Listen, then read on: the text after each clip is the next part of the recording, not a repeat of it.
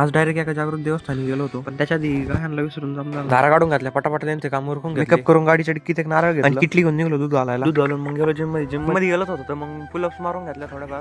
Gym मधून वाम्याला घेऊन निघलो. मग रस्त्यात मग एसके आणि बबन भेटले, ते मागे लागले. मग त्यांना पण घेतलं सोबत. पुढे जाऊन अजून एक कार्यक्रम उडवून घेतला.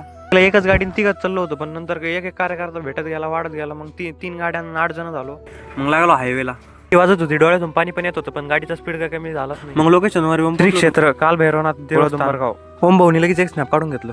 त्यानंतर मंदिराच्या मध्ये प्रवेश गेल्यामुळे मंदिराला कुलूप होतं. मग मुखदर्शन घेतलं बाहेरूनच. शेजारीच एक देवीचं मंदिर होतं, परत एक महादेवचं मंदिर होतं, तिथं पण दर्शन घेऊन सगळे कार्यकर्त्यांनी मंदिराच्या बाहेर बाकडावर बसून घेतलं.